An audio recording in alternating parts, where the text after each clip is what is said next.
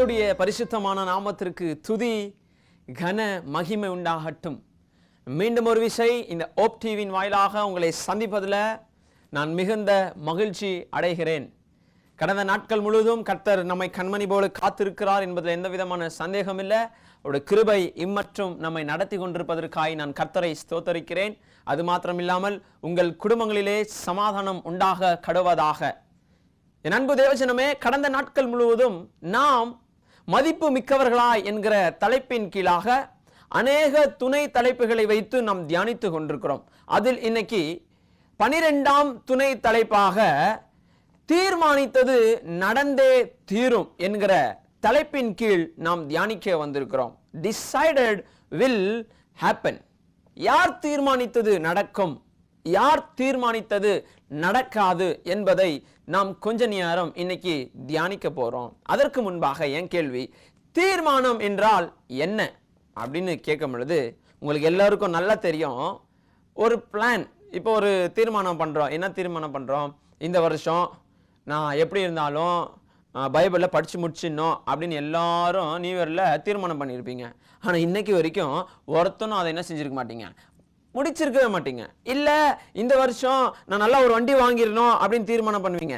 அந்த மாதிரி விஷயத்துல என்ன பண்ணுவீங்கன்னா, கஷ்டப்பட்டு போராடி நான் வண்டி வாங்கணும்னு தீர்மானம் பண்ணியிருக்கிறேன், இஎம்ஐ கட்டுறானோ இல்லை லோன் கட்டுறானோ இல்லை ரெடி கேஷில் வாங்குறானோ சம்பாரிச்சோ நான் எப்படி இருந்தாலும் இந்த வருஷம் நான் வாங்கிடணும்னு ஒரு தீர்மானம் பண்ணுறீங்கல்ல, அதை நீங்கள் என்ன செஞ்சுறீங்க, தீர்மானம் பண்ணி வாங்குவதை நாம் பார்க்கிறோம். தீர்மானம் என்றால் நமக்கான ஒரு காரியத்தை செய்ய வேண்டும் என்று நினைப்பது, ஒரு காரியத்தை நிறைவேற்றுவதுதான் தீர்மானம். இன்னைக்கு ஒரு காரியத்தை நான் உங்களுக்கு சொல்லி முடிக்க ஆசைப்படுகிறேன். வேதாகமத்தில் பவுலை குறித்து தெரியாதவர்கள் இல்லை. இன்னைக்கு பவுலை குறித்து அநேகர் நீங்கள் வாசித்திருப்பீங்க. நல்ல பிரபலமான ஒரு அப்போஸ்தலர். அவர் நல்ல ஒரு ஊழியத்தை செய்யக்கூடியவர். அவரோட கூட இன்னொருத்தர் சீலா, பவுலும் சீலாவும் ஊழியம் செய்து கொண்டிருந்தாங்க. அப்படியே ஊழியத்தின் பாதையில அவங்களை சிறைச்சாலையில போட்டாங்க. ஆனாலும் அவர்கள் சிறைச்சாலையில கலங்காமல் திகையாமல் அந்த நடு ராத்திரியிலே கர்த்தரை பாடி துதித்தார்கள். அப்பொழுது கையில் இருந்த சங்கிலிகள் எல்லாம் கழன்றினது. ஆண்டவர் அவர்களை விடுவித்தார், ரட்சித்தார், காப்பாற்றினார் என்கிற அநேக சூழ்நிலை நாம் பார்த்து வருகிறோம். இன்னைக்கு நாம் பார்க்க போற சம்பவம் எது அப்படின்னா, நீங்க அப்போஸ்தலர் 27ஆம் அதிகாரத்துல 22, 23, 24 நீங்க வீட்டுல வாசித்து பாருங்க. இங்க ஒரு பின்னணி ஒன்று இருக்கிறது. எருசலேமிலே பவுல் ஆண்டவரை குறித்து சாட்சியாய் நிற்கிறாரு. ஆண்டவர் குறித்து ஊழியம் செய்யறாரு. ஆனா ஆண்டவருக்கான ஆசை என்னன்னா, பவுலே நீ இங்க சாட்சியா நின்ன, நான் உன்னை எங்க சாட்சியா நிறுத்தணும் அப்படின்னு கர்த்தர் ஒரு தீர்மானம் போடுறாரு. அப்போஸ்தலர்கள் எழுதின புத்தகம் 23ஆம் அதிகாரம் 11ஆம் வசனத்தை நீங்கள் வாசிப்பீர்களா? நன்றாய் தெரியும். ஆண்டவருடைய தீர்மானம் என்ன அப்படின்னா, நீ ரோமாபுரியிலும் போய் என்ன செய்யணும், சாட்சி சொல்லணும் அப்படின்னு கர்த்தர் தீர்மானித்தார். This is a God's plan that Paul should go to Rome and preach the word of God. கர்த்தருடைய வார்த்தை ரோமாபுரியிலே நீ சாட்சியாய் சொல்ல வேண்டும், நீ சாட்சியாய் நிற்கணும் அப்படின்னு கர்த்தர் தீர்மானித்தார். தீர்மானித்து எருசலேமிலே ஊழியம் முடிந்து அவருடைய பிரயாணத்தை ஆரம்பிக்கிறதான ஒரு சூழ்நிலை வந்தது. வந்த பிற்பாடு அவர்கள் ஒரு கப்பலை ஏறி எருசலேமிலிருந்து ரோமாபுரிக்கு நேராய் அவர்கள் கப்பலை ஆரம்பிக்கிறாங்க. முதலாவதாக கர்த்தருடைய திட்டம் என்னன்னா, ரோமாபுரியிலே பவுல் போய் கர்த்தருக்காக சாட்சியாய் நிற்க வேண்டும். ஆனா இப்ப நடுவுல இன்னொருத்தர் தீர்மானத்தை கொண்டு வராரு. என்ன கொண்டு வராரு அப்படின்னா, அவன் தான் சாத்தான். அவன் என்ன தீர்மானிக்கிறான்னா, இவன் ரோமாபுரியில போய் பிரசங்கமே பண்ணக்கூடாது, ரோமாபுரியில சாட்சியாவே நிற்க கூடாது. ரெண்டு விதமான தீர்மானம். ஆனா ஒரே ஊரு, ஆனா ரெண்டு மனிதர்கள். ஒன்று, ஆண்டவர் ரோமாபுரியிலே பவுலை சாட்சியா நிறுத்தணும். இரண்டாவதாக, சாத்தான் ரோமாபுரியிலே பவுலை சாட்சியாய் நிறுத்தக்கூடாது. இதுதான் ரெண்டு தீர்மானங்கள். ஆண்டவர் தீர்மானம் பவுலை சாட்சியா நிறுத்தணும். சாத்தானின் தீர்மானம் பவுலை சாட்சியாய் நிறுத்தக்கூடாது. இதில் எந்த தீர்மானம் நிறைவேறினது என்பதை நாம் பார்க்க போகிறோம். அப்ப அந்த கப்பலை ஏறி ரோமாபுரிக்கு நேராய் பிரயாணப்பட்டு கொண்டிருந்த பவுலுடைய கப்பலுக்கு திடீர்னு ஒரு மாற்றம் ஒன்று ஏற்படுகிறது. நீங்கள் வாசிப்பீர்களானால் 27ஆம் அதிகாரத்தில் 14ஆம் வசனம் வீதமாய் சொல்கிறது, கொஞ்ச நேரத்துக்குள்ளே யூரோ கிளிதான் எங்கும் கடுங்காற்று அதில் மூடிற்று. இப்போ கப்பல்ல போகும்போது ரொம்ப நேரம்லாம் ஆகலையா, பைபிள் சொல்லுது கொஞ்ச நேரத்திற்குள்ளே. எவ்வளவு நேரத்துக்குள்ள? கொஞ்ச நேரத்திற்குள்ளே யூரோ கிளிதான் என்கிற ஒரு காற்று அந்த கப்பலை மூடிடுச்சு. அப்போ காற்று வீசுது, பலமாய் கப்பல் கொந்தளித்து கொண்டிருக்கிறது. அந்த காற்றுல எல்லாரும் ஆடுறாங்க, வள்ளி மாறி போகிற மாதிரி இருக்கிறது. எல்லாருக்கும் ஒரு பயம். அடுத்து நீங்கள் 15வது வசனத்தை நீங்கள் வாசிப்பீர்களான்னு அங்க சொல்லுகிறது, கப்பல் அதில் அகப்பட்டு கொண்டு. அப்படின்னா என்ன அர்த்தம்? அந்த காத்துல அந்த அந்த அந்த இதுல கப்பல் வந்து என்ன செஞ்சிச்சுன்னா அந்த சூழ்நிலையில அகப்பட்டு போச்சு, மாட்டிக்கிச்சு. இப்ப யூரோ கிளிதான் என்கிற ஒரு காற்று வீசின உடனே கப்பல் அகப்பட்டு போயிற்று. இன்னைக்கு நீங்களும் நானும் எதிலெல்லாம் அகப்பட்டு போயிருக்கிறோம்? பாவம் செய்யும் போது, அக்கிரமம் செய்யும் போது நம்முடைய வாழ்க்கையில அநேக காரியத்தில் அகப்பட்டு போயிருக்கிறோம். ஆனா கர்த்தர் எல்லாவற்றையும் மன்னித்து நம்மை நடத்தி, அருமையா நடத்தி ஆசீர்வதித்துக் கொண்டிருக்கிறார். இன்னைக்கு நாம் பல காரியத்துல உலகத்துல அகப்பட்டு போயிருக்கிறோம். எதுல அகப்பட்டு போயிருக்கிறோம்னா, நம்பர் 1 இந்த செல்போன்ல. எப்போ பாருங்க எந்நேரமோ போனு போனு போனு போனு. நான் உங்களுக்கு கடந்த நாட்களில் சொன்னேன், இன்னைக்கு மனிதன் ஒரு பெரிய நெட்ல சிக்கி கொண்டிருக்கிறான். அதுதான் இன்டர்நெட். அந்த இன்டர்நெட்ல நீங்கள் சிக்கிக்கொண்டு இந்த போன்ல இன்னைக்கு அகப்பட்டு போயிருக்கிறீங்க. இன்னைக்கு அகப்பட்டு போனவர்களா இன்னைக்கு நாம் என்ன செய்து கொண்டிருக்கிறோம்? வாழ்ந்து கொண்டிருக்கிறோம். இன்னைக்கு போன்ல அகப்பட்டு போயிருக்கிறோம். எப்ப பார்த்தாலும் போன். அம்மா ஒரு வேலை சொன்னா, அம்மா போமா. அப்பா ஒரு வேலை சொன்னா, போமா. என்னடா பண்ணுங்க? எப்ப பார்த்தாலும் போன், ஷார்ட்ஸ், ரீல்ஸ்.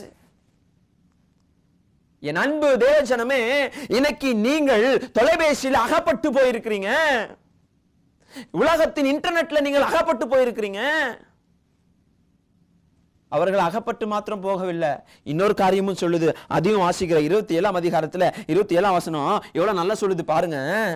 14 நாளும் ராத்திரியான போது நாங்கள் அந்த கடலிலே அழிவுபட்டு ஒடுங்குகையில்.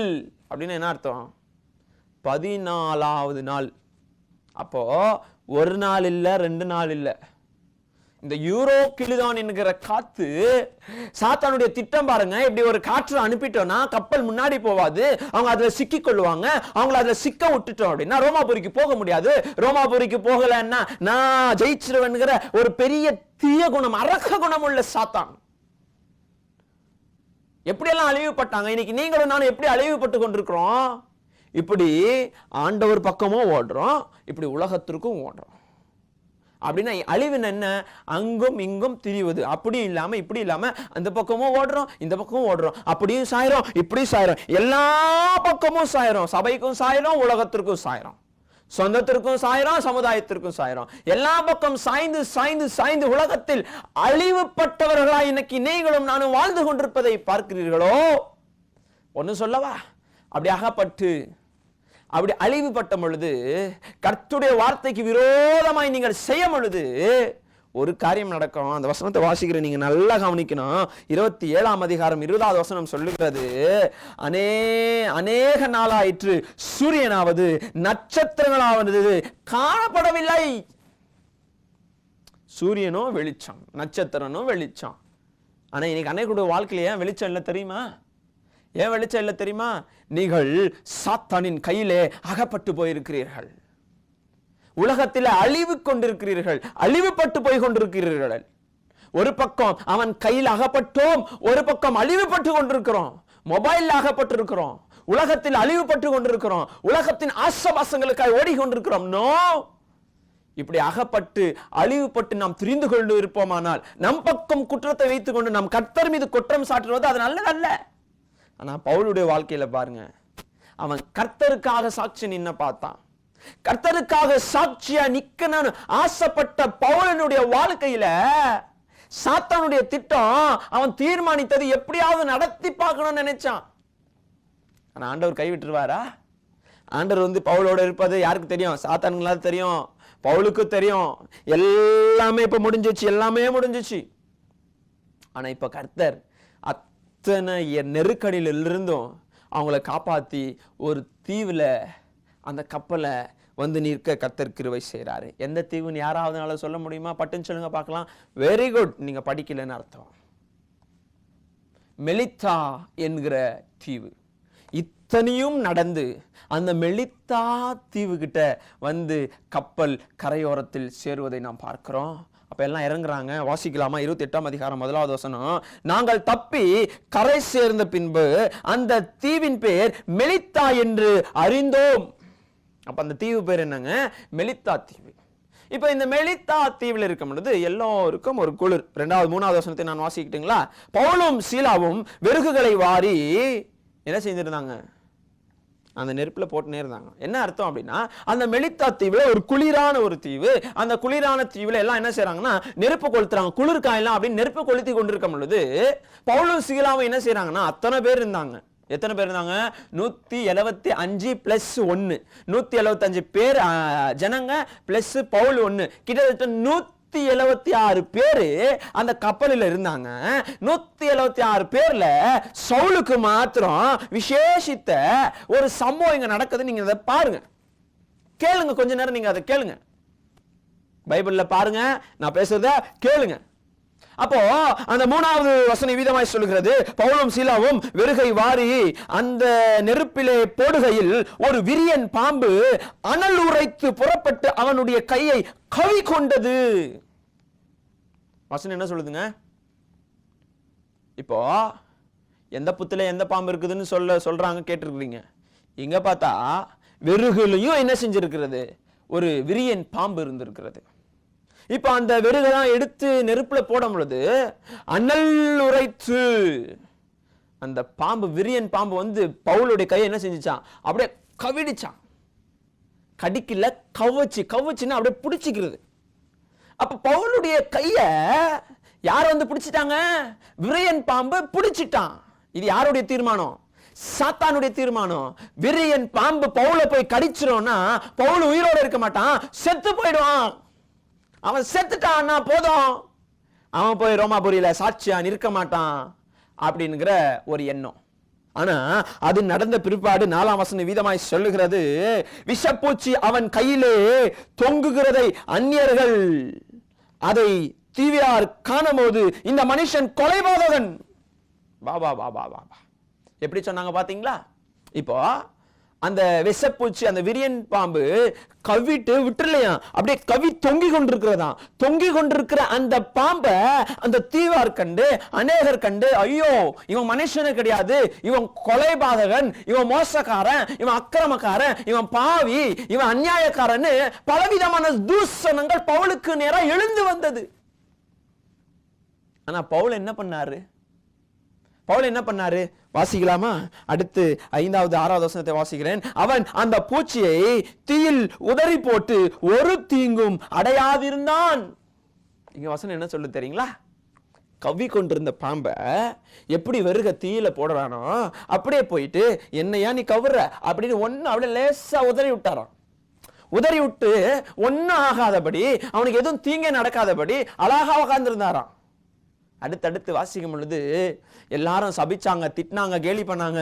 இவன் செத்துருவான், ஏன்னா இவன் ஒரு கொலைபாதகன், ஆண்டவர் என்ன தண்டிக்கிறதுக்காக தான் விரியன் பாம்பு அமைச்சிருக்கிறாரு. இப்ப விரியன் பாம்பு கவிடிச்சு இவன் தீயில போட்டு உக்காந்துக்கிறான், இப்ப சாக போறான் அப்படின்னு எல்லாரும் அந்நியர்களும் அந்த தீவிராரும் காத்துக்கொண்டே இருக்கிறாங்க. ஆனா இவர் எந்த சேதம் இல்லாமல் அமர்ந்திருந்தார். அடுத்து அந்த 6வது வசனத்தை வாசிப்பீர்களா? அங்க சொல்லுகிறது, அவன் வீக்கம் கண்டு அல்லாது அவன் சதியாய் விழுந்து சாவான் என்று அவர்கள் பார்த்து கொண்டிருந்தார்கள். கை வீங்க போது அவன் அப்படியே விழுந்து சாக போறான் அப்படின்னு நினைச்சுட்டு இருந்தாங்க. அப்படி நினைச்சு கொண்டிருக்கும் பொழுது அந்த லாஸ்ட் ஒரு வழி சொல்லுது, இவன் தேவன் என்று சொல்லிக் கொண்டார்கள். என்ன காரணம்? நீங்க தொடர்ந்து வாசிங்க. அவனுக்கு ஒரு சேதமும் அவனுக்கு வராததை காணும் போது வேற சந்ததியாகிய இவன் தேவன் என்று சொல்லிக் கொண்டார்கள். எல்லாரும் தீங்கு வரும், இவன் செத்துருவான், இவன் கொலைபாதகன் அப்படின்னு என்னென்னவோ நினைச்சாங்க. சாத்தானே சாகடிக்க பிளான் போட்டுட்டான். ஆனா கர்த்தர் ஒன்னு தீர்மானித்து இருந்தாரு, இவனை போய் நான் ரோமாபுரியில நிறுத்தணும்னு. கர்த்தர் ஒரு காரியத்தை தீர்மானித்தார்னா, விரியன் பாம்பே கடிச்சாலும் கப்பலை கொந்தளித்தாலும், நீ கப்பலில இருந்து முழுங்கி கடலில் விழுந்துட்டாலும், என்ன பிரச்சனை, போராட்ட, துன்பம், கவலை, கண்ணீர், எவ்வளவு வியாதி கஷ்டம் வந்தாலும் சாத்தானுடைய தீர்மானம் உன் வாழ்க்கையில நிறைவேற கர்த்தர் விடவே மாட்டாரு. பவுலுடைய வாழ்க்கையில ஒரு தீர்மானம் இருந்துச்சு. எனக்காக சாட்சியா நின்ன பவுல், எருசலேமில் நின்ன பவுல் போய் இப்ப ரோமாபுரியில நின்னு கர்த்தர் தீர்மானித்தாரு. ஆனா கர்த்தருடைய தீர்மானத்தை அழிக்கும்படி சாத்தான் எழும்பி என்ன பிரயாசப்பட்டானா, இவன் உயிரோட இருந்தாதானே நடக்கும், இவனை கொன்னுருவோன்னு ஒரு யூரோ கிளிதான் அமைச்சான். யூரோ கிளிதான் ஒண்ணுமே பண்ண முடியல. ஒரு விரியன் பாம்பு அமைச்சான், ஒண்ணுமே பண்ண முடியல. சூரியனை மறைச்சான், சந்திரனை மறைச்சான், வெளிச்சம் இல்ல. எப்படியோ பட்ட சூழ்நிலையெல்லாம் சாத்தான் கொண்டு வந்தான். ஏன்னா தீர்மானித்தது நடக்க கூடாது என்பதுதான் சாத்தானுடைய திட்டம். இப்ப யாரெல்லாம் பவுலை பார்த்து கொலைபாதகன்னு சொன்னாங்களோ, எவெல்லாம் அவன் பாவின்னு சொன்னாங்களோ, இவன் தேவனுடைய பிள்ளை இல்லைன்னு சொன்னாங்களோ, இவன் அநியாயக்காரன் சொன்னாங்களோ, எப்படா செத்துருவான்னு அவனுடைய சாவுக்காக எதிர்பார்த்து கொண்டிருந்தார்களோ, அவனையே பார்த்து கொண்டிருந்தாங்களோ, கொஞ்ச நேரத்திற்கு அப்புறம் எல்லாரும் பார்த்து பார்த்து பார்த்து இப்ப சொல்றாங்க, இவன் சாதாரணமான மனுஷன் அல்ல, இவன் தேவன் என்று சொல்லிக் கொண்டார்கள். What a blessing! என்ன ஒரு ஆசீர்வாதங்க. இன்னைக்கு இவனை பார்த்து சொல்றாங்க கொலைபாதகன் என்று யாரை பார்த்து சொன்னாங்களோ, இப்ப எந்த வாய் சொல்லிச்சோ அதே வாய் சொல்லுது, இவன் கொலைபாதகன் அல்ல, அவன் பாவி இல்ல, பரதேசி இல்ல, அவன் தேவன் என்று சொல்லிக் கொண்டார்கள். யாருங்க சொல்லுவாங்க? ஏன் தெரியுமா? கர்த்தருடைய தீர்மானம் பவுலுடைய வாழ்க்கையில இருந்துச்சு. கர்த்தர் பவுலை கொண்டு தீர்மானித்ததுனால என்ன நடந்தாலும் என்ன வந்தாலும் எதுவுமே பவுலை அடங்கவே முடியல. கவுச்சிங்க. இன்னைக்கு கடிச்சாலே சில பாம்புங்க நக்குனாலே செத்துருவாங்கன்னு சொல்றோம். ஆனா விரியன் பாம்பு, விஷமுள்ள ஒரு பாம்பு, விஷம் நிறைந்த ஒரு பாம்பு பவுலை கவி கொண்டது. ஆனாலும் பவுல் மரணத்தை சந்திக்கவில்லை. காரணம், கர்த்தருடைய பலமான வல்லமையின் கரம் பவுலோடு இருந்துச்சு. நீங்க தொடர்ந்து அந்த 28ஆம் அதிகாரத்துல 30வது வசனம் 31ஆம் வசனத்தை நீங்கள் போய் வீட்டுல நல்லா வாசித்து பாருங்க, உங்களுக்கு நல்லா புரியும். கர்த்தர் தீர்மானித்தது பிரகாரம் பவுல் ரோமாபுரியிலே போய் சாட்சி கூறினான். ஆமென். அவர் ரோமாபுரியில போய் சாட்சி சொல்லிட்டாருங்க. இப்ப சொல்லுங்க, யாருடைய தீர்மானம் நிறைவேறினது? 2 பேருடைய தீர்மானத்தை பார்த்தோம். ஒன்னு ஆண்டவர், ஒன்னு சாத்தான். ஆண்டவருடைய தீர்மானம் என்ன? பவுல ரோமாபுரியில சாட்சியா நிறுத்தணும். சாத்தானுடைய தீர்மானம் என்ன? பவுல ரோமாபுரியில சாட்சியா நிறுத்தக்கூடாது. பவுல சாட்சியா நிறுத்தணும்னு எவ்வளவு பிரச்சனை வந்தாலும் ஆண்டவர் காப்பாத்தினாரு. ஆனா சாத்தானு பிரச்சனை மேல பிரச்சனை. பிரச்சனை, கப்பலில் ஏறி கொஞ்ச நேரத்திற்குள்ள யூரோ கிளிதான் என்கிற காற்று வீசினது, அந்த கப்பலையே மூடிச்சான். அந்த காற்று கப்பலை மூடின பிற்பாடு அங்க 14 நாள் ஆயிற்று. சூரியனும் இல்ல, சந்திரனும் இல்ல, வெளிச்சமும் இல்ல. எல்லாரும் பயந்து போயிருப்பாங்க, கலங்கி போயிருப்பாங்க. எல்லாரும் நினைச்சிருப்பாங்க, இதோட நம்ம வாழ்க்கை முடிஞ்சிடுச்சு, இனி நம்ம வெளிச்சத்தை பார்க்க போறது இல்ல, இனி நம்ம போய் கரையை சேர போறது கிடையாது, நாம் இங்க நடு கடலிலே அல்லது சிக்கி கொண்டிருக்கிற இடங்களிலே நாம் அடிந்து போகிறோம், நாம் சாக போகிறோம், நம்ம வாழ்க்கை முடிந்தது என்று அநேகர் கலங்கி பயந்து திகத்தில் இருந்து கொண்டிருக்கலாம்.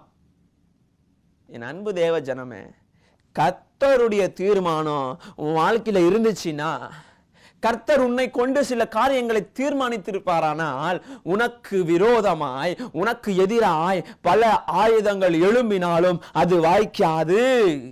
உனக்கு விரோதமாய் பலவிதமான தீய குணங்கள் எழும்பினாலும், பலவிதமான வான மண்டல பொல்லாத ஆவிகள் எழும்பினாலும் கூட அது வாய்க்காது. காரணம், கர்த்தர் உன்னை கொண்டு தீர்மானித்திருக்கிறார். நம்மை கொண்டு தீர்மானித்தவர் சர்வ வல்லமையுள்ள தேவன். நம்மை கொண்டு தீர்மானித்தவர் பராக்கிரம உள்ள தேவன். அவர் நமக்கு அரணான கோட்டை, எவராலும் அசைக்க முடியாத ஒரு கோட்டையா இருக்கிற நம்முடைய கர்த்தராகிய இயேசு கிறிஸ்துவின் கோட்டையில் வாழ்ந்து கொண்டிருக்கிற நீங்களும் நானும் எதை குறித்தும் பயப்படாதீங்க. இன்னைக்கு உங்க வாழ்க்கையில ஒரு யூரோ கிளிதான் எழும்பி கொண்டிருக்கிறதோ, உங்க வாழ்க்கையில் ஒரு விரியன் பாம்பு எழும்பி கொண்டிருக்கிறதோ, உங்க வாழ்க்கையில பலர் நீ கொலைபாதகன், நீ மோசக்காரன், நீ அநியாயக்காரன், நீ பாவி என்று சொல்லி உன்னை குறித்து அநியாயமா பேசிக் கொண்டிருக்கிறார்களோ, நீ பயப்பட வேண்டிய அவசியம் இல்ல. யாரெல்லாம் உன்னை பார்த்து ஈனமா பேசினாங்களோ, யாரெல்லாம் உன்னை பார்த்து அவமானமா பேசினாங்களோ, யாரெல்லாம் உன்னை பார்த்து பார்த்து நீ பிரயோஜனம் இல்லைன்னு சொன்னாங்களோ அத்தனை வாயும் இவன் தேவன் என்று, இவன் தேவனுடைய குமாரன் என்று சொல்லும்படி கர்த்தர் உன்னை ஆசீர்வதிக்க போறாரு. உன்னை பார்த்து ஈனமா பேசினாங்களா, பேசட்டும். உன்னை பார்த்து அவமானமா பேசினாங்களா, பேசட்டும். பயப்படாத. பாருங்க, ஆண்டவருடைய மனிதன், ஆண்டவருடைய குமாரன், ஆண்டவருடைய பிள்ளையாகிய வாழ்க்கையில அப்போஸ்தலன் அநேக அதிசயங்கள் அற்புதங்களை செய்து ஆண்டவரோட கூட இருந்து ஆண்டவருக்காக சாட்சியம் நின்ன பவுலுடைய வாழ்க்கையில அவ்வளவு பெரிய சோதனைன்னா நம்மெல்லாம் அவருக்கு முன்பாக ஏமாத்துறோம். நமக்கு சோதனைகள் வராதா? வரோங்க, வந்தே தீரும், கட்டாயம் வரும். ஆண்டவர் சொல்றாரு, திராணிக்கு மேல உன்னை சோதிக்க விட மாட்டேன். உனக்கு சோதனை வரும், ஆனா அந்த சோதனையிலிருந்து ஜெயிக்க பலனை நான் உனக்கு தருவேன். அந்த சோதனையை ஜெயிக்க நான் பலனான கர்த்தர், என் பலனை உனக்கு கட்டளிடுவேன். யூரோக்கிழிதன் எழுமினாலும் பரவாயில்ல, விரியன் பாம்பு எழுமினாலும் பரவாயில்ல, நீங்கள் பயப்பட வேண்டிய அவசியம் இனி இல்லை. காரணம், கர்த்தர் தீர்மானித்தது நடத்தியே தீர்வார். இன்னைக்கு கூட இந்த சத்தத்தை கேட்டுக்கொண்டிருக்கிற என் அன்பு தேவச்சனமே, நீங்கள் எங்க இருந்து கேட்டுக்கொண்டிருந்தாலும் சரி, ஆண்டவர் உங்களை பார்த்து சொல்றாரு, உலகம் உன்னை குறித்து என்ன தீர்மானம் பண்ணாலும், உன்னை அழிக்க தீர்மானம் பண்ணாலும், உன்னை வளர்க்க விடாம தீர்மானம் பண்ணாலும், உனக்கு சமாதானத்தை கெடுக்க தீர்மானம் பண்ணாலும், உன் சந்தோஷத்தை கெடுக்க தீர்மானம் பண்ணாலும், நீ பயப்படாத. யார் என்னென்ன தீர்மானம் பண்ணிட்டோம், you don't want to fear. நீ பயப்பட வேண்டிய அவசியம் இல்லை. ஏன்னா கர்த்தர் தீர்மானித்தது நடத்துவார். காரணம், அவருடைய பார்வைக்கு நீங்களும் நானும் மிக மதிப்பு கூறியவர்கள், மிக மதிப்பு மிக்கவர்கள். The God will do what he has decided for us because we are so much valuable in the sight of the Lord. என் அன்பு தேவச்சனமே, உலகத்தின் தீர்மானத்தை கண்டு பயப்படாதீங்க. உங்களை கர்த்தருடைய கரத்தில் ஒப்பு கொடுங்க. உங்களுக்கு விரோதமாக எத்தனை தீர்மானங்கள் எழுந்தாலும் கர்த்தர் எல்லா விதமான தீர்மானங்களை அழித்து அவர் நமக்காய் தீர்மானித்ததை கட்டாயம் நிச்சயமாக செய்வார். அதுதான் என்னுடைய வார்த்தை, தீர்மானித்தது நடந்தே தீரும். உலகம் அல்ல, ஊரல்ல, உறவு அல்ல, உன்னதர் தீர்மானித்தது நடந்தே தீரும். கர்த்தர் உங்களை ஆசீர்வதிப்பராக. கண்களை மூடி நேசிக்கிறதான ஜீவனுள்ள நல்ல தகப்பனே, தீர்மானித்ததை நிறைவேற்றுகிறவரே, சர்வ வல்லமை உள்ள கர்த்தரே, உம்முடைய நாமத்திற்காக ஸ்தோத்திரம். இன்னைக்கு வார்த்தையை கேட்டோம்பா. இன்னைக்கு ஊர் உலகம்லாம் என்னென்னவோ எங்களை குறித்து நாங்கள் அழிந்து போகும்படி தீர்மானத்தை எடுத்துக்கொண்டிருக்கிறாங்க. ஆனா கர்த்தர் எல்லாவற்றையும் நீக்கி நீர் எங்களை குறித்து என்ன தீர்மானித்திருக்கிறீரோ அதையே செய்து வருவீர் என்று நாங்கள் கேட்டோம்ப்பா. அதற்காக ஸ்தோத்திரம்.